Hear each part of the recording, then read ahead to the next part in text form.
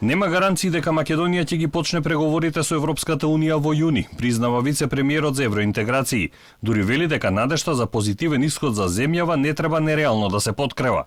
Доколку нема решение за отворените прашања со источниот сосед, сите ќе бидеме губитници.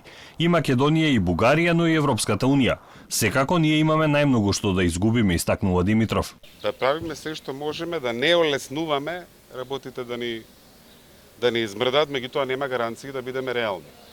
Не сакам ни надежта кој знае колку да ја подкревам. Моje е да го кревам влогот и да бидам што е можно поискрен и дома и надвор. Ваквиот став на Димитров за реалната состојба на македонската европска перспектива во многу се разликува од неговите позиции во минатото.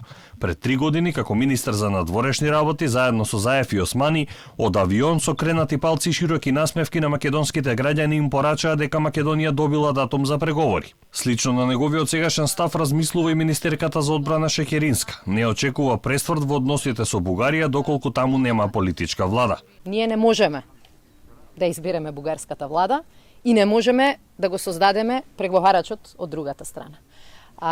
Тоа на што не можеме да влијаеме, погрешно е сега да го прогнозираме. Искрена да бидам, не очекувам дека без партнер од другата страна и со техничка влада дека е можен пресврт.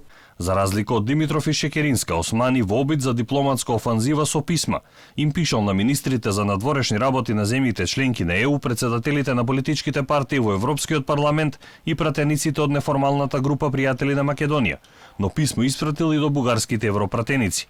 Кредибилитетот на процесот за приклучување на регионот во Унијата е под сериозен тест, смета Османи.